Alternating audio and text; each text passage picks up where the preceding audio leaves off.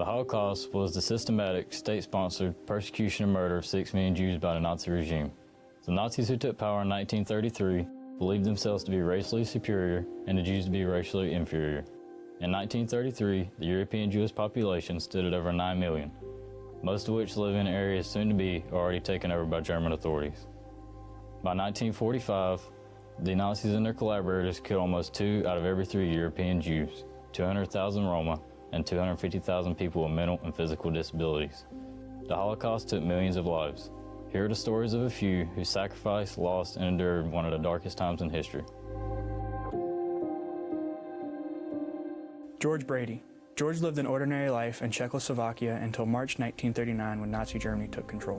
By 1942, him and his sister were separated from their parents, and in May, they were deported to Theresienstadt near Prague. He was there until September 1944 when he was sent to Auschwitz to work on damaged railway cars, and his sister followed in October only to be executed in a gas chamber. And it wasn't until January 1945 when Auschwitz was liberated. After the Holocaust, George was able to meet back up with his aunt and uncle only to find out that his parents had died in the very same place that he was held. Anne Frank. In July 1942, her family received a notice to report to a Nazi work camp. Soon after, the family went into hiding in the back area of her father's company. The family was not allowed to go outside, so Anne spent most of her time reading and writing in her diary that she named Kitty. She never lost hope that soon, one day, things would return back to normal and she could go back to school. In 1944, the family was betrayed by an informant and sent to the Bergen-Belsen concentration camp, where the conditions were terrible. Anne and her sister Margot were separated from their parents, and her mother later died. Sometime in February or March 1945, both Anne and her sister became ill and passed away. Miep Gijs had retrieved her diary, though, and returned it back to her father, who later decided to get it published. Kazimierz Piechowski, best known for his escape from Auschwitz. After the fall of the Polish resistance to German invading forces, he was captured and forced into a work group. He later escaped the work group, but was captured again in an attempt to join the Free Polish Army in France. He was sent to a Gestapo prison in Bolinggrad and then transferred to Auschwitz as a political prisoner.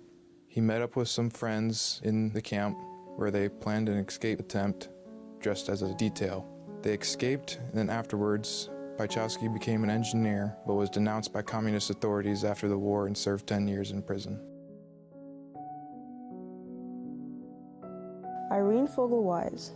In April 1944, Hungarian authorities rounded up tens of thousands of Hungarian Jews, including the Fogels, and crammed them into a brick factory that was not intended to hold people. 425,000 Jews were deported to Auschwitz. Once arrived, Irene's mother, 3 younger sisters, and older brother were killed, and her other sister were selected to conduct forced labor. They worked for 8 months until they were evacuated on foot to Ravensbrück concentration camp.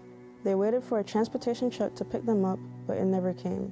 Soviet troops then pushed towards the camps, and guards fled, leaving the camps unmanned. People then made their way outside of the camps, while Irene and her sister made their way out to look for relatives. Estelle Axterby. She won her gold medal as a member of her Dutch gymnastics team in the Summer Olympics of 1928 in her native Amsterdam. The 1928 Games were the first in which women participated in gymnastics. Like other members of her team and coach, she was Jewish and deported during World War II. She was murdered together with her husband, 6-year-old daughter, and 2-year-old son in Auschwitz concentration camp. Oskar Schindler. He was a German industrialist and a member of the Nazi Party. He's accredited for saving the lives of 1,200 Jews. He saved their lives by employing them as enamelware and ammunitions factory in occupied Poland. He purchased a factory in Krakow, Poland in 1939, where he bribed Nazi officials with luxurious gifts from the black market. After receiving partial reimbursement for his wartime expenses, he died on the 9th of October, 1974. He was named righteous among the Israeli government and buried in Mount Zion in Jerusalem, the only member of the Nazi Party to be honored in this way. Miroslav Freiberger. His first employment in the Jewish community was as a rabbi in Odřach, Slovenia.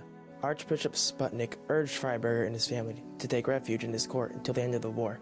However, Freiberger declined this offer because he wanted to share the destiny of his people. In the end of 1942, he escorted the last group of rescued Jews into Budapest and Istanbul. And in the spring of 1943, he was arrested by the independent state of Croatia regime. On May 3, 1947, Freiberger and his family were escorted to Auschwitz concentration camp from the Zagreb main station, where he was later killed for protesting the inhumane treatment against the people of his community. Leah Deutsch. At the age of 5, she began acting at the HNK Zagreb, playing in small roles of Molière and Shakespeare. In 1941, NDH began the implementation of race laws which prevented her from acting. In June 1941, Deutsch's father converted his family to Catholicism in an attempt to save them. In May 1943, Croatian and German officials began detaining any remaining Jews who had been allowed to stay in Zagreb up until that point.